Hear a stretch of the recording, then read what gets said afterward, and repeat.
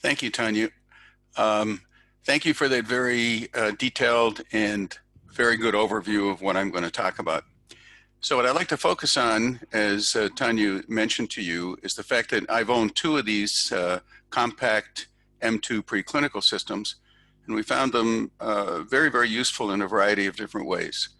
They provided us with answers to both logistical and regulatory issues that we faced when we started these imaging centers, in particular animal handling and doing multi-modality imaging research, as Tanya mentioned to you. So you see the title, it's the potential roles, and I'll show you some examples. And what I'd like to do is start with the use cases that I'm going to discuss, and that is the number one item here is monitoring tumor growth non-invasively. This is something that typically is done in mice using calipers, but with MRI, in particular this compact desktop system, you can do it non-invasively and keep measuring the same mouse as the tumor grows without having to sacrifice it. This results in an enormous amount of time saving, and not only saving in time for doing the measurements, but saving the number of mice you need to do a study. And then I want to talk about multi-parametric and multi-modality examples of sequential PET MRI and what the role of MRI plays in these studies. It turns out to be a very enabling technology for a variety of different reasons, which I'll show you by example.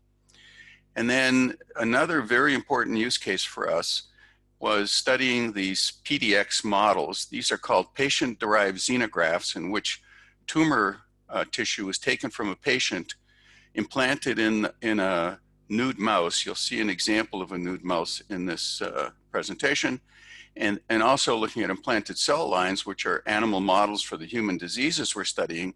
And in particular, we've used these both in prostate cancer and in lung cancer in humans.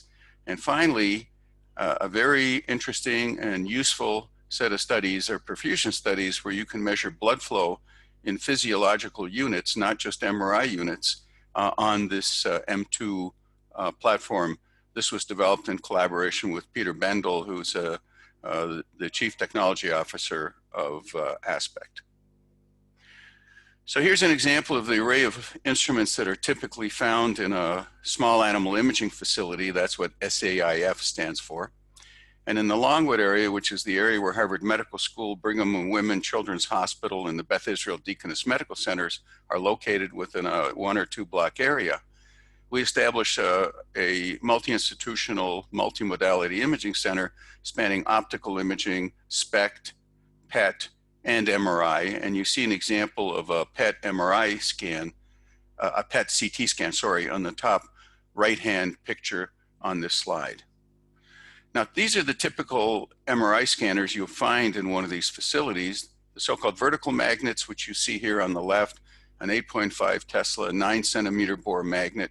These can come equipped with microimaging accessories for which you can image mice. And then more conventionally, at the time when we started in 2005, there were quite a few of these 4.7 30 centimeter bore systems in which you could image mice and rats. Today, you can get 11 Tesla systems and even higher. But you can see the size of this, and I want you to keep that in mind. So these are sort of the standard MRI machines that 2005 that we had available to us. So MRI is widely used as a modality for imaging mouse models of cancer. You can see the number of papers that are being published. It's ever increasing. And now there's an increasing number of studies using dual modality and multimodality imaging techniques, where the sum of the information you get with both modalities is much greater than the sum of the individual parts. Now, let's come back to what MRI looked like when we started this and thinking about doing this. So this is a typical layout of a superconducting animal scanner. You can see that the 5 Gauss lines, here they're labeled in units of millitesla, but 0.5 millitesla is the 5 Gauss line. That's a line that has to be marked for safety reasons, because at the time, people with pacemakers could not go inside that 5 Gauss line without exposing their pacemaker to some magnetic fields and potential stopping. So it takes a lot of room. There's some dangers associated with them. You can see some of the dangers on this slide. I borrowed these from the literature. There are many examples where someone's desk chair was sucked into the magnet because the chair had magnetic materials in it. And you can also see a vacuum cleaner from some of the house cleaning staff at night put into one of these superconducting. In these cases, they're both clinical magnets, but the same thing has happened to animal imaging magnets as well. And the thing about these fringe fields is they're not sensed by humans, and therefore you sort of take them for granted. And this poses a health risk for people who approach the magnetic device without being properly screened or removing all the ferromagnetic materials or objects that they have with them. So there are practical issues that we encountered when we set up our small animal imaging facilities, and the first is animal handling. Most of the mouse models that are used are nude mice, and they sit behind a barrier because nude mice have they're immune compromised and they're prone to infections. So once they leave the barrier, they have to be held in an outside facility and never brought back in. And people are discouraged from having them move between lots of sites because they can get infected relatively easily. So that's a logistical issue and a regulatory issue for these nude mice models that we're going to talk about. So this is the housing. So sometimes you have to house them in a location that's actually suitable, but it's far away from the magnet. And when you put them in the magnet, you're exposing them to the possibility that they will get infected. So why do we need a compact MRI? Well, one is this animal challenge, and the second, there were regulatory restrictions, in particular in hospital settings, and dealing with radionuclides. So after you inject a mouse with a radio tracer for PET or for SPECT, you're not allowed to transport them very far with elevators. And in particular, the MR machines that I showed you were on the 4th floor of our research building, and all of the other imaging equipment was down in the basement. And we ran into a lot of regulatory challenges with transporting nude mice from one kind of imaging modality down in the basement to MRI, which is up on the 4th floor. I already showed you about the safety, but more important, there's a convenience issue here, and I'll try to demonstrate that with the approach that we used. And finally, there's co-registration. MRI provides enormously useful high-resolution anatomical and pathological detail with exquisite soft tissue contrast. CT in comparison can provide some of this, but it doesn't do it very well. And at the high resolution CT scans, the radiation dose to the mouse winds up being prohibitive. So MRI is the anatomical reference imaging modality of choice for any kind of PET or nuclear medicine studies or any kind of optical imaging. So this is a picture of the first M2 that I owned. This, John Frangione and I put this in our small animal imaging facility. You see the M2 on the top of the magnet. That shows you where the magnet actually is. It was in a very small room. You'll see it in a second and see how close it actually was to the nuclear medicine, the PET and SPECT facilities. And sitting on top of the magnet, you can see here with my cursor, you see a mouse put into a mouse holder, which was a universal mouse holder that we used, you'll see in a second in more detail, to first image the mouse using MRI and then transport it next door to do a PET scan as well. So these are some of the images, early images we got on our compact 1T desktop scanner. And so this is a coronal conventional T2 weighted image. And I want you to notice the exquisite zonal architecture in the kidneys here. You can see the collecting system, the medulla, and the renal cortex. Now this is a living and breathing mouse, and what was remarkable about this image is there were minimal motion artifacts. We did nothing for motion compensation or respiratory gating to stop any of the respiratory artifacts that occurred, and you can see this image is relatively free of any motion artifacts. So here's another example. This is now with a fast spin echo of a different mouse. And again, you can see the beautiful zonal architecture on a coronal image. Again, you see the collecting system, the medulla, and the renal cortex. And now you see some motion artifact, but not very much. And this convinced us that we could do the mouse studies, in particular mouse studies of tumors implanted on the hind limb or even orthotopic. Orthotopic tumors are tumors that actually occur in the organ that you're interested in studying. And we wouldn't have to worry about motion very much, which was a big advantage for us. So here you see a sort of a step back picture of looking at the M2. You see the aspect M2 here. You see the mouse bed that I showed you before. This is the whole equipment cabinet that comes with it.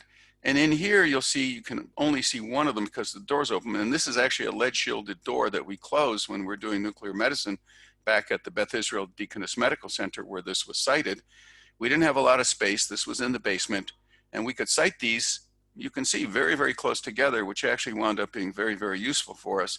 And in this location, in the nuclear medicine suite, we had a PET-CT and a SPECT-CT for both for dual modality PET MRI and PET SPECT MRI studies that we ran using the aspect for the MRI part of the examination. And here's the common mouse bed. We designed this, and this is before there was 3D printing, but we had a very good machinist make it for us. We since have 3D printed several at UT Southwestern. And what we did with this is we put the mouse in the mouse bed, we anesthetized the mouse. We have plenty of time after we inject whatever radionuclide we wanted to image in the MR. We had no regulatory challenges transporting the mouse just across the room and actually doing the multimodality studies. The good thing about this allowed us to restrict the motion of the mouse, keep the mouse anesthetized using the same anesthesia equipment when the mouse never woke up.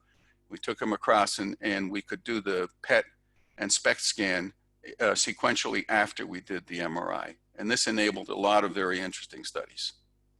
And let me show you some examples. This is one of the first examples we did as a proof from principle of how useful PET MRI studies might be. So this is an axial T1 weighted image through a mouse, and fat shows up bright on these T1 weighted sequences. And here you can see the peripheral fat out here. And in here there's fat as well, but it's a slightly different signal intensity. This is so-called white fat, and this is brown fat. And the difference between these two kinds of fat is that brown fat is metabolically active. It actually consumes glucose fairly avidly. And in fact, if you want to increase the glucose utilization, if you cool the mouse down by a few degrees, the amount of glucose it needs to warm the body increases, and it'll start using glucose like crazy. So this is our reference anatomical scan. We took the mouse, we injected it with FDG. We took this T1 weighted set of images in the axial plane, and here's what FDG shows you. It shows you glucose uptake and glucose metabolism using a radio tracer, which you may have heard of, you probably have, called fluorodeoxyglucose, which is a well-established radio tracer looking at glucose uptake and metabolism. And here are the multimodality images. You can see the arrow showing you the fat that I showed you before, that's the brown fat. And here you see avid glucose uptake in the same region where we see the brown fat on the MRI. And if you take the two sets of images, co-register them and overlay the PET on top of the MRI, you actually see there's excellent co-registration. And we can scale these and co-register them. And this was a proof in principle that convinced us that the feasibility of doing these multimodality PET MRI studies sequentially rather than simultaneously could actually give us very good information. At the time we started this, the simultaneous PET MRIs for animals were essentially in their infancy of development. And so this wound up being a very, very useful capability for us going forward. And here's some other images. I'd like you to focus on the lower panel because the heart uses glucose as well. And you can see the heart here. Again, no motion artifact. You can see the heart very well. Here's the brown fat in the arrows. And here you see the heart taking up FDG as well as the brown fat taking up FDG. And this is the PET scan. If you co-register them, just as I showed you before in the top trace, you can actually see the excellent co-registration of both the brown fat and the heart. Again, giving us additional support for the idea that we could do these co-registered PET MRI images relatively easily. Now I'd like to move on and talk a little bit about identifying tumors and watching them grow or respond to treatment. And in this case, we use a mouse tumor model that was developed in-house at the Beth Israel Deaconess Medical Center. And it was a spontaneous mouse prostate tumor model. And there was a lot of interest in prostate cancer at the time. And the mouse prostate's anatomy is very different than the human anatomy. And we wanted to see whether we could see the tumors in the mouse prostate and identify them and monitor them as the tumors grew. And here's just another schematic of what it looks like. So the mouse prostate is actually not a very large organ. It has a number of different parts to it. And we wound up imaging this. And this was a genetic mouse model developed by Lou Cantley's lab. Lou Cantley is a very, very well-known molecular biologist. And what he did is he actually spontaneously knocked out PTEN, for those of you who know something about molecular biology, and this causes spontaneous prostate cancer to develop in these particular mice. So here's an example of a T2-weighted scan, MRI, done on the aspect. And this, where the arrow, the orange arrow is a suspicious region that we weren't sure whether it was a tumor or not, and it was very hard to identify on the MRI alone. But when we did FDG PET, again, tumors take up glucose avidly, and you can see FDG in the bladder. This turns out to be the bladder here on MRI and the bladder on the PET. And you can see during the time we started the MRI and went to the PET, the bladder expanded in this mouse, and you can imagine where the mouse actually emptied that. So here you see avid uptake. When you do the PET, the co-registration, you can actually see that the FDG uptake lines up perfectly with this suspected tumor, identifying it unambiguously as a tumor. Now, this was a very important study because what Lou Cantley wanted to do was to treat these tumors. And it turns out we imaged about 10 mice like this, and none of them were the tumors growing large enough to actually see any treatment effects when we treated them. So we had to go off and modify the model, and that saved them an enormous amount of time. So this is an example where if you use PET MRI in combination, it actually gives you a lot of insight to what's happening in the animal, and it's all done non-invasively. So the image analysis software was developed by Mediso and Invicro, and we use this package if anyone's interested. It was called InVivoScope to co-register and fuse the aspect MRI and bioscan PET images, and it worked very, very well. Whoop. So I'm going to turn it over now to Tanya, and she'll open a question and answer period where you can respond. Great. Thanks, Bob, for the fascinating discussion thus far. We would like to take a quick break here and ask that you tell us a little bit about the research that you're doing. Please type your answers into the question and answer dialog box and tell us a little bit about your research goals and maybe a bit more about the animal models that you're working with and any instrumentation that you may use to complete this work. We'll take just a couple minutes and I'll come back on once everyone's completed their answers, and we'll get back to Dr. Lenkinski in a few.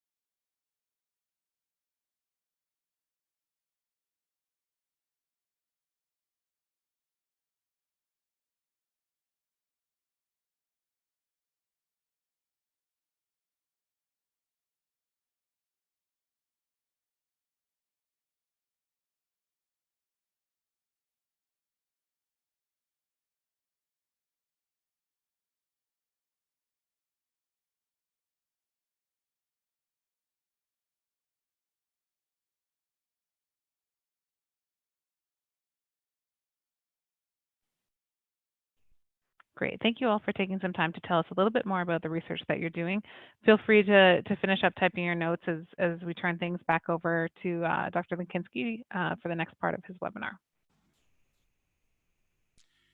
Thank you, Tanya. So when I moved to Dallas, one of the things that people were interested in was lung cancer. We had something called a lung cancer SPORE, which is a specialized program of research excellence.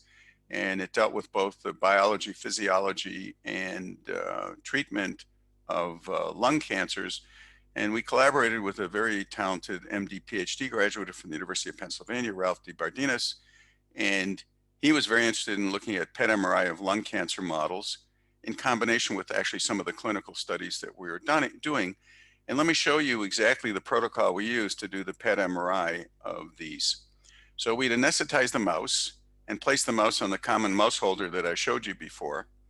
We inject the mouse with FDG, and what I didn't tell you before is it normally takes about 60 minutes for the best tumor signal to background to develop an FDG. So we used that 60 minutes to image the mouse on the Aspect MR system, and we would not have been able to do that for regulatory reasons once we injected the mouse and transport to any other MRI device if the Aspect wasn't really close to the PET scanner. And you saw how close it was in Boston. You'll see how close it is in the installation in Dallas.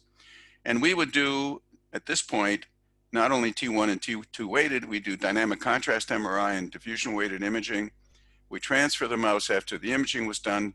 Normally took about 45 or 50 minutes with the common mouse bed and the same anesthesia apparatus to the micro PET-CT and acquire the FDG images. And then we did the same registration and fusion that you saw before. And there are many now more software programs available, but we still use VivaQuant because it worked so well for us.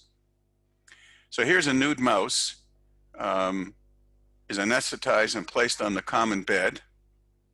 We inject the mouse in the tail vein with FDG for micro-PET-CT. We put it inside the M2. You can see the M2 here. You've seen it before from a different view. This is sort of how big it is. This is Chris Hensley that takes it over to the MRI PET. And here you see the images that we're able to acquire from them. These are MR images, and these are PET images. These are MRI images. Let me go back. And you can see the tumor outside in this circle on both of the images. And this is a dynamic contrast enhanced scan. And what we're trying to do is see perfusion through uptake of the gadolinium that's used in the dynamic contrast scans. And then what I'm going to ask you to do is just in your mind, see what it would look like if you took this image and overlaid it on this image. You can see regions that are dark don't take up much contrast, and they also don't take up much of the radio tracer. That was really interesting for us. And then we looked at 3D surface plots here of FDG images and DC MRI, and there was a very good correlation between the uptake of the contrast agent and the uptake of the FDG and the metabolism of the FDG. So what we discovered is if the radio tracer, the glucose radio tracer, isn't taken up, it's not metabolized. That kind of makes sense. So this gives us a window into how well the blood flow is arriving at various parts of the tumor. And this tells us in the regions where the blood flow is arriving, there's some areas that don't do very well in terms of using glucose, and they're not metabolizing very well. So this wound up to be very useful. We published these two papers in a journal that normally doesn't publish MRI studies, and these are human studies. We did these in patients, the same sort of stuff. And this paper, a very popular paper, was cited 327 times in a year and a half. And this follow-up paper, done again with Dr. DeBardinas' group, was cited 230 times. And what wasn't published in these papers is the comparable MR studies we did on PDX tumors, patient-derived xenografts, from these patients who participated in the human clinical trial.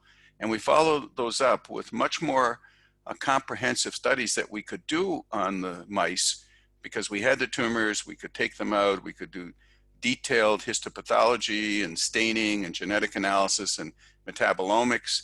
And they really supported many of the findings that we found in these human lung cancers and allowed us to find some new metabolic pathways that nobody had seen before, in particular lactate metabolism in these human lung tumors, which was supported by the results that we saw in the mouse models.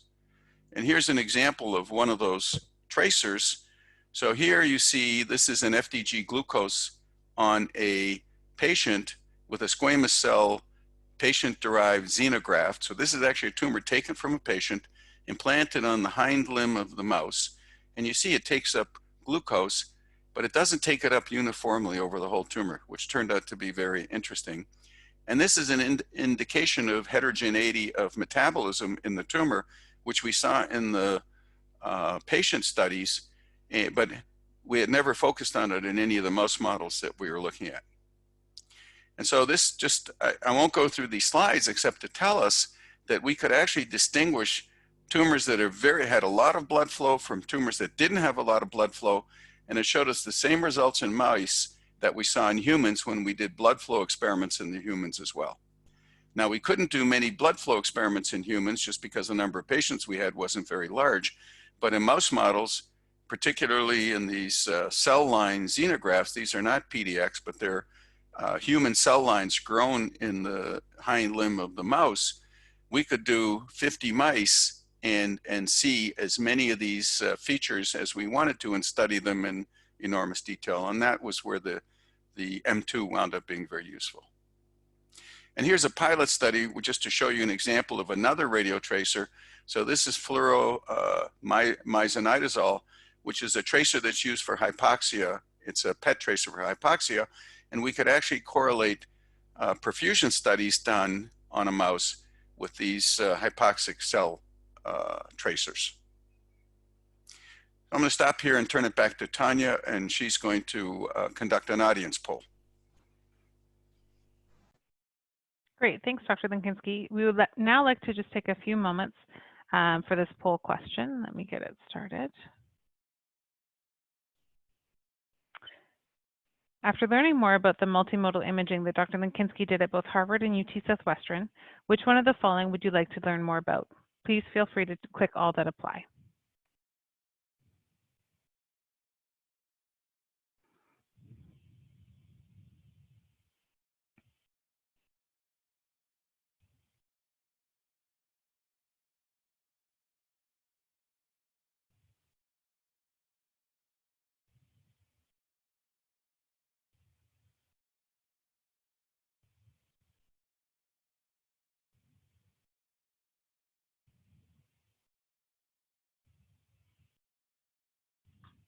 Great, thanks for taking the time to answer the questions for us. I'd now like to turn things back over to Dr. Lenkinski to finish up his presentation.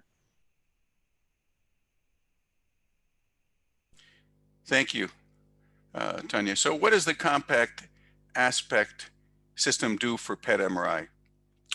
I hope the examples that I've shown you illustrate situations in which it's difficult, if not impossible, to interpret the PET without the MRI or the MRI without the PET.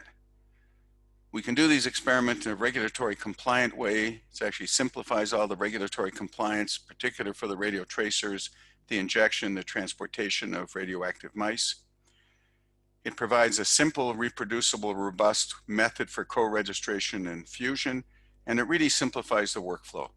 Because you have both machines beside each other, you actually take advantage of the fact that the mouse needs 60 minutes or so to get a good tumor to background using the FDG, and you use that time to image them on the aspect and then transfer them over, and the PET-CT image doesn't take very long. And so we can actually do several mice and interleave them actually fairly easily. And that's really what this compact desktop system enabled us to do. It provided very, very good, high quality anatomical and in many cases, physiological studies that we could use in combination with the PET. Now I'd like to turn to one of those physiological studies that we did on the M2. So this is a perfusion study. And if you look at the authors, Peter Bendel's name is here. He is the CTO of Aspect, as I mentioned. And this was published 3 years ago in Academic Radiology. And we use a technique called arterial spin labeling, and one particular kind of arterial spin labeling, which has become very popular in humans. And we did it on our 1T compact system. So the methodology used was something called flow sensitive alternating inversion recovery. It's a mouthful. I call it FAIR. And what it does is it actually measures inflow of blood into a particular slice using a combination of different pulses. And when we do that, we can actually, by a subtraction method, we can get quantitative blood flow measurements that we can quantitate in terms of physiological, not just MRI units, and that's really, really important. We don't have to inject anything to do this. This actually uses the properties of flowing blood all by itself. And so if it doesn't work the first time, you don't have to do another injection. You just repeat the experiment. Turns out to be a major advantage in these mouse models, and we used it a fair amount. What we wound up doing is actually going to a situation where we knew what would happen, and that is doing quantitative perfusion maps of the kidney, where I showed you there was great zonal architecture early on in the very earliest images we took of the mouse. And we could do a decrease in kidney perfusion using furosemide, which is a vasoconstrictor. It's actually a drug used in racehorses. So when you give this drug, it decreases the blood flow to the kidney. And the kidney, actually, the cortex, the renal cortex in humans and in mice and most mammals is one of the most highly perfused organs that are there. And so you can actually stop the perfusion, blunt the perfusion, reduce it a lot. And as time goes by and the drug clears out of the system, the perfusion comes back to normal after 24 hours. And you sort of see that up here on this axial perfusion scan, where we look at the perfusion shown in yellow here, and you can see the scale. This is in milliliters of blood flow per 100 grams of tissue per minute. And the mouse kidney typically has between 500 and 600 units like that under normal perfusion. And you can see that's roughly the numbers that you get here. You inject the drug 1 hour post-injection, you see what you expect. The blood flow is decreased substantially, and as time goes by, it goes back. And here you can actually plot out the values. You can see them here. Pre-injection, you inject, and you can look at time in minutes, so that after 30 minutes, not much has happened, but then the blood flow starts decreasing down here. If you bring the mouse back a day later, you'll see that the blood flow has come back all the way.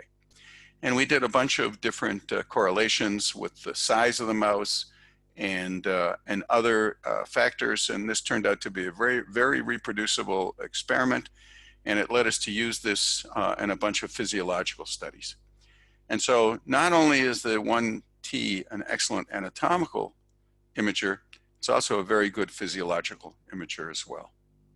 So again, what does the compact aspect do for us? It provides 1T image quality, which is actually pretty good, as you've seen, with an easy-to-use user interface, very easy and safe to cite. There's a very small footprint and no fringe field.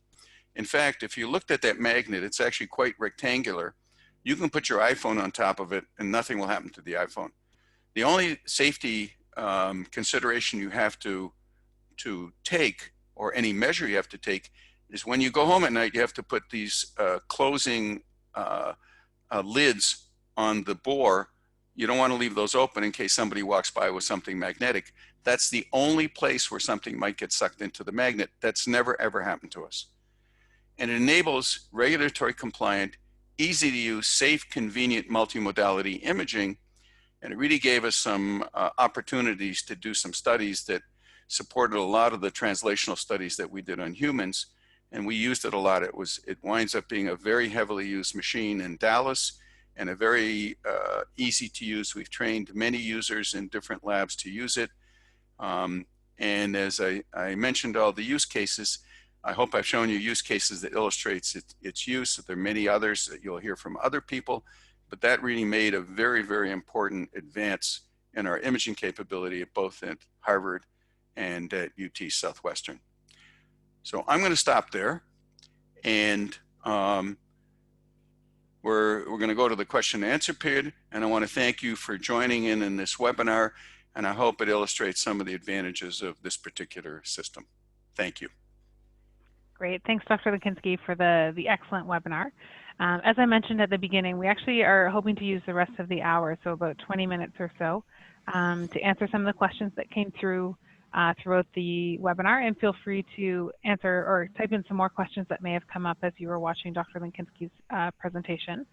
We'll start with some, we'll get through as many as we can, and then those that we are unable to answer, we'll provide answers in the Q&A transcript that we'll send out over the next couple of days. So Dr. Lenkinski, I have one here. You started your work obviously when PET-MR was just in its infancy in terms of becoming sequential versus simultaneous. And I'm wondering if you can discuss some of the considerations between choosing to do sequential PET-MR or simultaneous MR. What are the benefits of each of them? Well, the first benefit is expense. Okay, I hate to bring that up. Most small animal imaging facilities have micro PET CT systems, and so you don't have to buy another PET ring and put it inside the MRI. There's some experiments that you may want to do. None of the ones we wanted to do, actually, we couldn't do through sequential because the registration was so good. And as long as there isn't motion, and the way we did it with the common mouse bed is we really stopped any kind of motion artifacts or the mouse moving at all. We kept the mouse anesthetized. So repositioning the mouse is not even an issue. And that's not an issue in simultaneous. That's one of the things you always hear about simultaneous, but that wasn't a big issue for us. If I had, it would be an interesting comparison, to be honest with you. But we were always in a situation where we wanted to buy as much stuff as we could and pay as little. I hate to tell everybody in the audience this, pay as little as we could. And so we were really happy with this. It really answered the questions. And you can see the examples I showed you where the co-registration and fusion actually worked very well. So I hope that's an answer. It is, and it actually kind of ties in a few different questions that have come up. When you did the co-registration of your images, I think you said you used the VivoQuant software, which is what also comes with the Aspect system still today. Did you use any fiducial markers to do that, or you simply co-registered based on the bed position? We basically co-registered on anatomical details in the MRI. Once in a while, we actually had to use CT for some of the studies we did, and I didn't have time to talk about it. So the CT, we had this project where we looked at microcalcifications, and MR didn't see them very well, but CT did. So in those cases, we actually used the CT, which were done simultaneously. So, but most of the time, the software worked very, very well. You could scale, you could co-register, you pick anatomical landmarks to do it with. Fantastic. And you've talked a little bit about many imaging facilities having PET-CT systems. Can you talk a little bit about the differences between MRI and CT? And you did initially in the presentation, but a little bit more difference in terms of when and why someone might choose MR over CT, or vice versa. So if you want to image bones or anything to do with bone structure, you'll go to CT, because MR, there are now MR methods that look at bone, but CT does it a lot easier, and that's what it does. I mean, it's really good for bones. What CT is not good at is differentiating soft tissues that have slightly different contrast based on their linear attenuation coefficients. In MR, you can actually get the contrast through a variety of different parameters, and that's one of the nice things about MRI. It's it's one of the good things and one of the bad things because it's very complicated. So you can make contrast based on diffusion characteristics, perfusion characteristics, differences in T1, T2, differences in the concentration of water, chemical composition. CT is much more restricted in the kinds of contrast you can generate. You can use contrast agents, but they don't work very well in mice. You have to give a lot of them, and it's not some, I mean, people do them, but they're not really good experiments to run. So if you want to look at tumors, for example, in soft tissue, probably MRI is better than CT. And I mentioned this to you, one of the things that happens when you run CT on animals, it's not true in humans, by the way, is when you try to get to very high resolution CTs, the radiation dose you have to deliver is actually very, very high. It can compromise your studies because you're actually irradiating the mouse with a lot of radiation. Right, that makes sense. You talked about the different pulse sequences and perhaps using contrast agents. And I know during your presentation you spoke about both. There was a question about the FAIR imaging that you did on the kidneys to look at perfusion. Remind us, did this require a contrast agent, or this was inherent to the tissue based on the specific sequence that was used? Well, essentially what you're doing is you're using water and magnetically tagging it. So there's no contrast agent. It's the water and blood that you're looking at. And what you do is you're actually inverting the spins as they enter the slice, and you're changing their signal intensity, and that's how you measure perfusion. Okay, very good. Throughout the presentation, you also spoke about the beds that you moved between the system, and this may be something that I can help you answer if you are not sure, but does Aspect Imaging offer an imaging bed similar to the one you had, or that is integrated with their system to allow the animals to be moved back and forth between systems? The answer is I don't really know. And the reason I don't know is because we had our own and we made it. Right. And actually it was, I'm sure that it's not a difficult thing to do. So I'm sure Aspect has something. Agreed. Yeah, I know a bit of my background is I did actually work with Aspect Imaging directly a number of years ago, and now working with Scintica, and we distribute the systems in North America. We are talking about building an imaging cassette that could work to transfer the animals between systems. To Dr. Lenkinski's point, it's not a challenging thing to make. And so between Aspect and Scintica, I'm sure within the next few months, we'd have a system that can go back and forth without issue. We've talked a little bit about the system operating at 1 Tesla, and there's a number of different questions about image quality, and you showed some very nice images. Do you feel there's a compromise in using 1 Tesla over a high field system, and how would that affect people's studies going forward? So, you know, this is always a question that comes up. And the answer is higher field will always give you potentially better signal to noise, but there's some things that are actually better off at 1 Tesla. So for example, the contrast agents, the MR contrast agents work better at 1 Tesla than they do at higher fields.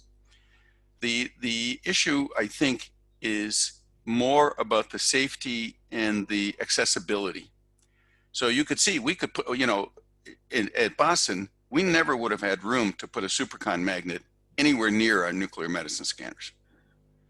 And so if, you know, we're almost in a situation where you're making a binary decision, because they wouldn't let us transport the mice up and down in the elevators.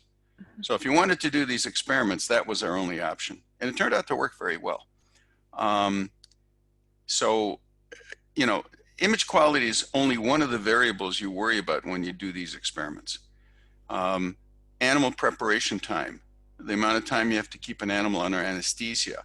Can you keep them on? So for example, in our mouse studies, the sequential studies, we didn't keep them under anesthesia for twice as long as we would have because we did sequential scans, and we could use the same anesthesia apparatus. So it's the total time for the exam actually is not bad. And so, you know, you can make up for the difference in signal to noise by doing signal averaging, which we did a little bit. And the images keep getting better. That's certainly true of the Aspect images. The pulse sequences are better, the hardware is better. Yep. So, you know, if you always have the high resolution, high field scanners to do experiments like spectroscopy and things like that, that really 1 Tesla is not very good at. But for some of the other things, for example, some people have done hyperpolarization studies on, I think Silvio Amy in Italy has done hyperpolarization studies where the field strength doesn't matter because you're overcoming the polarization issues associated with the field strength by using hyperpolarized MR contrast agents. Right.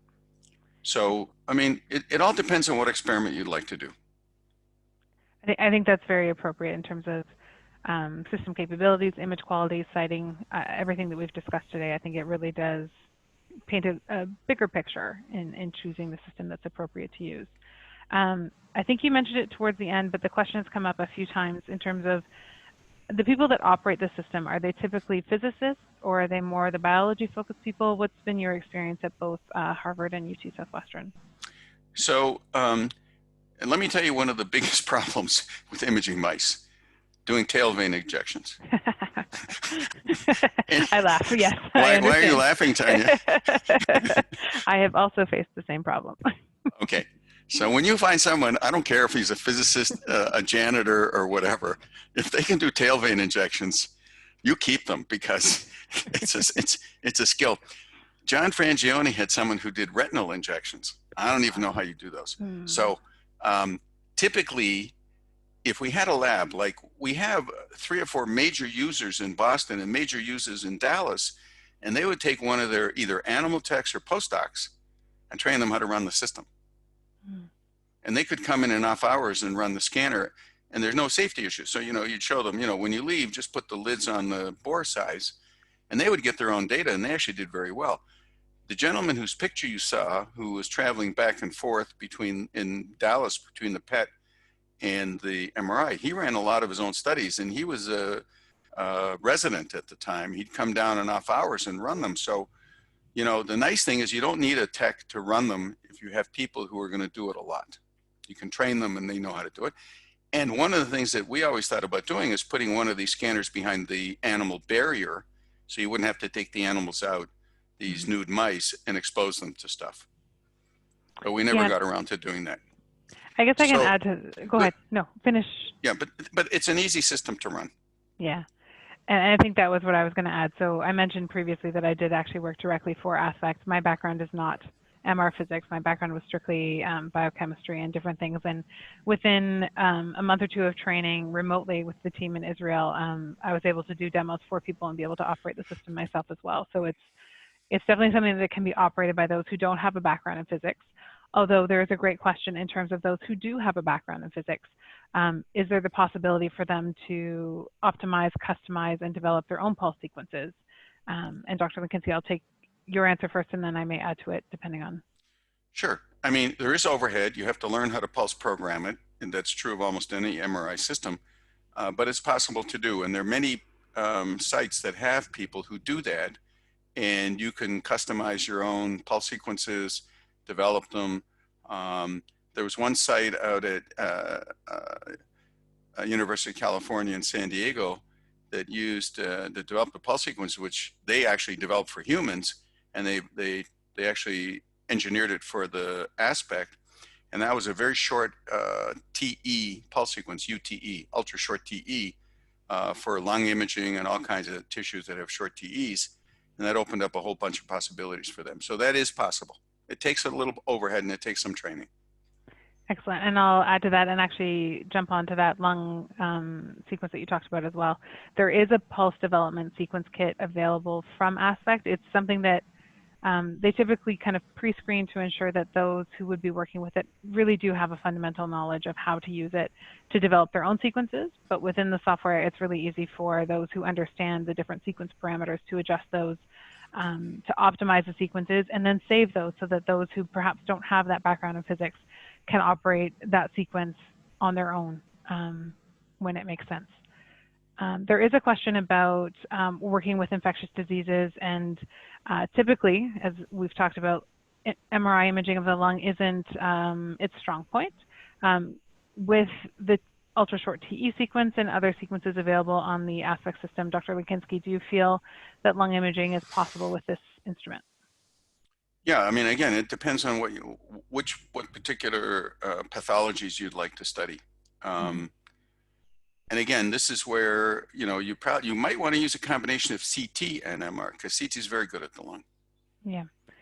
So, and knowing who asked the question, it would be more in terms of inflammation in the lungs and taking a look at other types of infections within the respiratory system. Yeah. So with COVID coming, there's been a lot of work with CT of COVID. Looking at the kinds of lesions. There's been some NMR studies that look promising. So finding inflammation with MR can be done. Excellent. Perfect. And then looking at another question in terms of different sequences that may be available, MR diffusion, and I'm going to presume diffusion-weighted imaging here. Have you used the system for that? Yes, actually we did. So it works. It's like everything else. It's probably the most challenging sequence from a signal-to-noise perspective, and it's very sensitive to motion. But you can actually, on hind limb tumors, you can do very good studies. Great, perfect. And I know the team at Aspect is working on, with their clinical system, improving the sequence. So I've heard rumors that the diffusion-weighted imaging is improving as well. It is actually, and there's some technical reasons why that's happening, but again, you have to you can't use the same kinds of sequences that people use on larger systems, which are echoplanar based sequences. They don't work very well, but they're fast spin echo based diffusion sequences that have become available that have made things a lot better. Great. Touching back on the conversation that we were having about PET-MR and doing simultaneous or sequential, in your opinion, and perhaps providing some of your insights, in doing a study with PET only, is there a compromise in doing that without some type of anatomical reference? Well, you know, this is a very interesting question, and the answer is complicated. So I will try to give you a simple answer to the question. So one of the things you can do with PET, because of the concentrations that you need, is you can make very, very good targeted radionuclides. So what do I mean by targeted? You can target receptors, you can target whatever, okay? Now, the problem is, if it becomes very, very specific, you have no background uptake to give you any anatomical references. Is that clear to everybody? You'll just see, yep. You'll actually only see one hotspot, and you won't know where that is. So you'll need a CT study or an MRI study to find out where that's located. Now, when you do FDG, there's a lot of non-specific uptake in FDG that the radio nuclide people use actually for anatomical landmarks. But the more specific the tracer is, the harder that is to use, and you'll need another modality to give you the anatomical references. That makes sense. Perfect. You talked about EPI-based scans in the previous answer. Is magnetic susceptibility induced image distortion an issue at 1 Tesla? And again, can you answer the question a little bit surrounding EPI-based scans such as diffusion or perfusion studies? So it's the only if the B0 inhomogeneity or the shimming isn't perfect, you'll get geometric distortions. You actually see it in EPI scans done on higher field machines. So the tendency on permanent magnet systems is to shy away from those and go to something that's less sensitive to inhomogeneity, but sensitive to susceptibility. And those sequences are being developed, and they actually are beginning to make inroads into the field. So those are the sequences of choice, even in scanning outside the brain, right, where you have air tissue interfaces. You even have them in the brain, but they're in areas that probably don't matter as much. But once you leave the brain, which is actually sort of spherically shaped, the susceptibility difference start causing you problems with echoplanar imaging. You can overcome it with multi-shot sequences, and people have done that. And that's an area that probably deserves a little research on the aspect. For sure, that sounds fair. We're coming close to the top of the hour, but there was a couple of questions about cardiac imaging, and I'm just wondering if you have some experience doing that on the aspect system, and if, for example, you believe or have done cardiac fibrosis imaging and its ability to detect small or severe changes with the system. I've never done cardiac imaging. I know it's possible to do, and in the mouse it's actually you can do sort of synchronized respiratory and cardiac gating. Yep. And that's what most people do when they do cardiac imaging. And because you can pace both the respiratory cycle and the cardiac cycle, so they synchronize.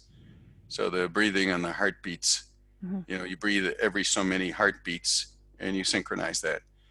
I've seen images, they look good. We've never done any cardiac imaging, except by accident, except the heart's in the field of view. Fair enough. And what are your thoughts on doing cardiac fibrosis imaging, being able to see small pockets of fibrosis that may be forming? I would have to refer you to someone who's done those studies. Okay, I'm sorry. No, it's okay. And I've actually emailed a few people today actually trying to get some answers on that. So I'm hopeful that we'll have in time for responding to the question, some follow-up images perhaps as examples. And there was some questions about doing ECG-gated cardiac imaging, so it's great that we've covered that. The software currently has implemented a way to do cine imaging, or a full movie of the cardiac cycle with several frames attached to it. And I know that the team at Aspect are working on developing a more extensive cardiac imaging package that should be out within 6 months to a year, that I've been working with them on as well. And I think we've actually come to the end of our session, and we've been able to address most of the questions that have come through. Those that we haven't been able to get to, we will get some answers to and send those out to you guys over the next few days. I'd like to, at this point, thank Dr. Lenkinski for his presentation today, as well as for taking so much of our time to answer the questions that have come through. I trust that you've been able to get some more insights on how the Aspect imaging system may be able to help you in reaching your research goals, and appreciating its ease of use, ease of installation, and allowing you to think about how you may expand your current imaging capabilities. Multimodal imaging, as Dr. Lenkinski so elegantly described, really does provide invaluable insights to such a wide variety of disease models that are being studied today. So if over the next days and weeks to come you have further questions about the compact MRI system, or perhaps a PET imaging system, I'd encourage you to reach out to us here at Scintica, and we'll be happy to discuss your research goals further. I'd welcome any opportunity to talk to you actually about your research. And thanks again to all of you for taking the time to join us today, and we look forward to seeing you at a future Scintica Instrumentation event.